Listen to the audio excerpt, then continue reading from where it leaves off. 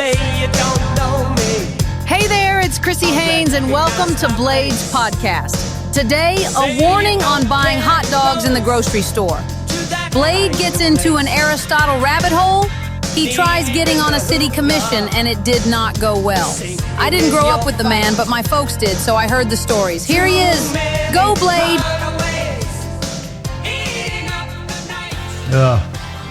Lights, camera, action, you dummies. People made fun of that song, but I love it. You have to have lived in that town to know what they mean when they say, we built this city.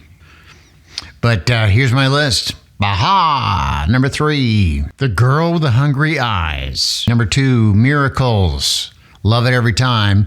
Part of my high school years. Number 2, Runaway. It's a guitar solo in it that does it for me. Half the time you'll find my favorite songs all have these amazing guitar solos. And The Crew. Thank you. Papi Hachikawa, video editor. Riley Blanchard, stories editor. And we have a social director, but he doesn't do much, does he? Gaston Brandenburg doesn't do shit. Every now and then he does one. I pay him. Every now and then I see something on Instagram or something, I don't know. Anyway, Facebook is much better only for me, only because old people do Facebook. Like it or not. So my demographic is 65 plus. Seems like yesterday I was doing 25 to 44 demographic. Now it's 65 plus. But you know, when you get to be 65 plus, you look back on life.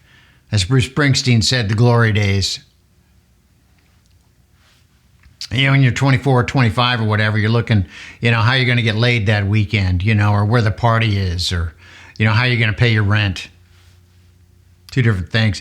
That's where I am at this point. So I'm looking back at the glory days. You know, there's a couple of cool pictures there in the intro of the gang at WRDU, the station I worked at for many, many years in Raleigh, North Carolina. 22 years, in fact. And we were the Rolling Stone magazine radio station of the year for 2 years in a row. 1989 and 1990. It's a big honor, big award. Picture of the gang, you know. And I hate Rolling Stone magazine. I hate them. I've always hated them. So damn pretentious. You just picture some guy in a beard and glasses like a college professor writing some article about rock and roll, trying to intellectualize it and be smart. And their little social issues, wrong, you know. I've always felt like that. I've never liked them. Every time I read part or some of that magazine or a whole magazine, I'm like, what? And the worst thing is their album reviews. You know, you read the album review, and no matter who it is, the new Aha or the new Eric Clapton or the new, you know, Kenny Wayne Shepherd, you know, and you don't know whether they like it, if they don't like it, if it's good or not. Just tell me if you like it. Tell me it's a good song. You know, tell me what's good about it. And they never do that. They have to make it some kind of, they don't want to piss anyone off, so they make it wordy. I'm telling you, they were AI before AI was AI. With their big words and all this. I ran into some article the other day. It was from Rolling Stone magazine, and I read it, and I didn't understand a word it said because it was completely AI. You know, it's like there's no guy writing that. You want someone's personal touch on an article that you read is what you want. You want it professionally written, but not. Okay, so I've been in Arizona for 14 years. I was in North Carolina for like 40 years or something like that. And I figured out the 3 things that I love absolutely the most about Arizona. And number 1 is the heat. And I love the joke, you know, but it's a dry heat. You can't say that without me laughing. I still laugh every time I hear that. The feels like factor is like if it feels like 117, it is 117. North Carolina, if it feels like, you know, if it's 90 degrees, it feels like it's 117. So what I hated about North Carolina was the humidity, period. I'll never move back east because of that. Yeah, so I love the heat in Arizona. You walk outside, it's like you're on vacation. Like you're in Hawaii or something. You know, I jump in the pool. And number 2, the thing that I love about Arizona is the saguaro cacti. Look, they're beautiful. And they're only in Arizona. Only. I mean, if you jump above the wall that they're building now, Arizona and Mexico, you can see one or two. But they're only in Arizona, indigenous to this state and this state only. And then my favorite thing about Arizona, without question, is the Roadrunner. You cannot get photos or images of Roadrunners because they're too fast. Every time you see one, it's like, yay, it makes your day. A Roadrunner. You know, and that's why I hate, Roadrunner on Wile E. Coyote. You want Wile E. Coyote so bad to sit down in front of a nice, steamy, hot Roadrunner with a fork and knife, with his napkin, eating that damn smart-ass Roadrunner is what you want to see. Not these guys, though. Look how cute they are. Man, I've been in this Aristotle rabbit hole. I'd give anything to see some CCTV footage from 322 BC, Aristotle. Anything. I've been trying to be virtuous as I come to the last quarter of my life. I've never been virtuous. I want to be virtuous. You know what that guy did? He would go on and he'd talk about life and living and what life is all about for like 12 hours. He'd start at 6 in the morning and go on till it got dark. Sometimes he went even longer than that. And all the guys would sit around in Greece, in their chitons. I think that's what it is. Chitons, those dresses or whatever, those cloths they wore, in Greece, and they'd listen. If I was one of those guys, I'd walk off shaking my head. What did that guy say?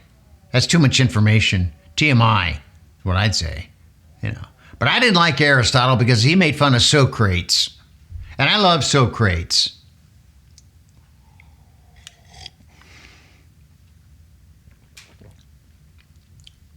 Should be called Socrates, not Socrates. You see it written down, you see Socrates. You don't see Socrates. Now, Testicles, that's a different story. You can call him Testicles, the first Greek porno god. Because if you didn't call him Testicles, you'd call him testicles, and that just doesn't make the joke, you see. But Socrates was the one guy that said, I know but one thing, and that is that I don't know anything. Which I love. And I didn't get that from him. I'd been saying that for many years. I don't know anything. I really can't prove anything is true. I can't. I know nothing. Nothing.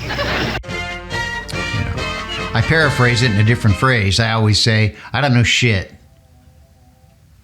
And if I've got a good crowd that day, I'll say, I don't know shit about fuck. I'm sorry, I know that's offensive. I don't want somebody on some TV camera doing some podcast swearing at me that I don't know.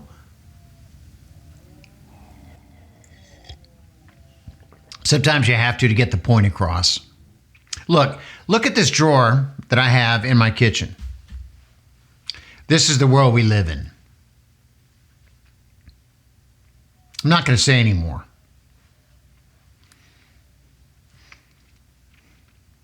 So I live in the state in Arizona now that's going under construction everywhere. The secret's over. When I moved here in 2014, it was a beautifully clean and very cheap place to live and so gorgeous out here. It's not like that anymore. It's just crowded. And now we've got the snowbirds around here and they make everything twice as bad. They all come down to Arizona. They don't go to California anymore. Would you? Or Texas or really, sometimes they go to Florida. But they all come down here to Arizona now. You know what the state flower is here of Arizona? It's the construction cone. It is. You got to go 25 miles per hour through the construction area. You don't want to run over a construction guy who's probably illegal. No, I don't have any problem with that. I don't. Because I don't have to get a job doing that kind of thing. But at any rate, that's different. I don't want to get into anything like that. But it's 25 miles per hour. You don't want to hurt anyone, right? And so the snowbirds come down here and they drive about 12 or 13 because they're old. It makes it even worse, and everybody just sits there in the car. We look at each other, beside each other when we're stuck in the traffic jam, and we laugh. We do, because we say, God. And then they slow down and back up these snowbirds because they didn't quite catch the name of the street sign because they can't see. because they got to find the right street sign to get to the grocery store to, take everything off of our shelves. So we have nothing by the time we get there.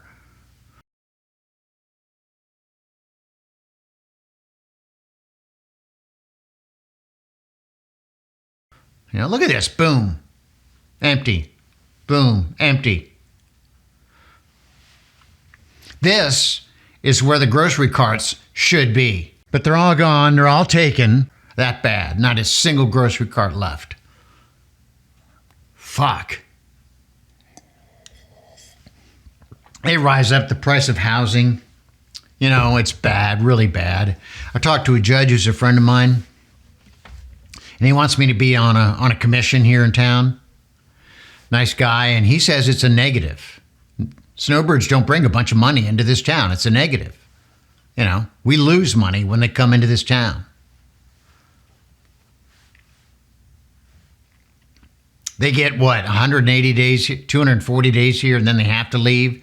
A month and a half, and I'll be a happy guy. I'll sit here in the summer, and I will enjoy it without snowbirds.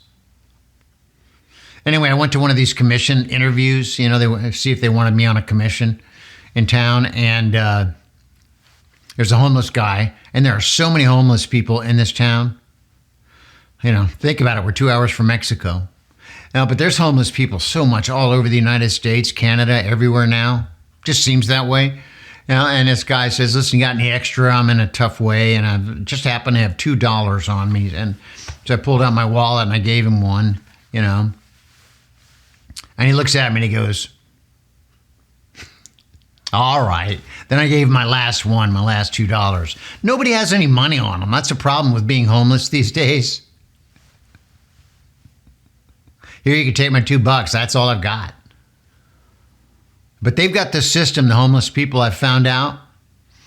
And they get you with a sob story at first, no matter who they are. And they do get you. Boy, their stories are terrible, and they get good at telling terrible stories about what happened to them with their seizure and all that, in the hospital and, where they sleep and cardboard shack, all that whole thing. They get you with that, and you go, wow, that's really bad, if you make eye contact with them. And then if the conversation ends like this, God bless, they've won. They've taken you for money. Happened to me about a year and a half ago. I got into this guy's story. It's like, wow, that's a tough story. And I laid down a 20 at a Dunkin' Donuts one time, and God bless, and then I walked off shaking my head thinking, I don't know if I did something good or if I've just been taken. You never know. I mean, that's what this guy was, a homeless guy since the day he left his house, which was at the age of 16, until he's had to have been 65. It's a system they all use, and it works because they all use the same system. Remember, when they say God bless, that means that they won. And there are networks, It's like pimps. They're like homeless pimps. You go out there and you panhandle for money, and you give a cut of that to the head of the network, homeless network. And so there's a bunch of that. That's kind of a big problem out there.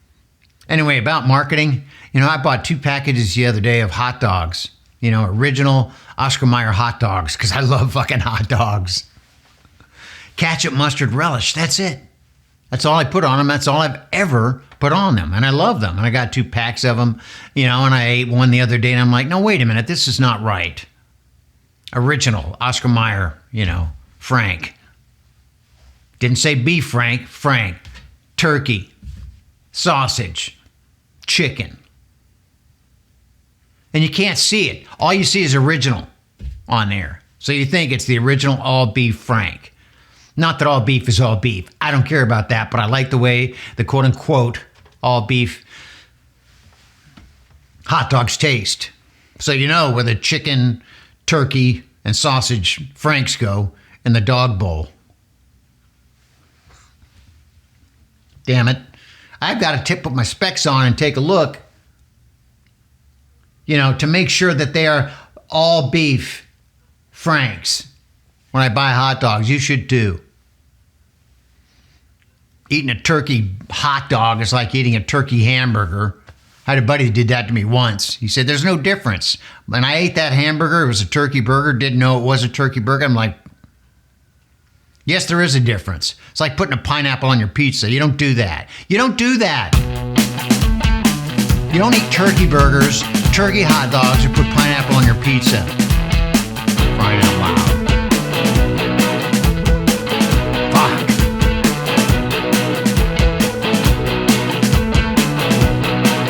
Fuck. It's my favorite closing for a podcast.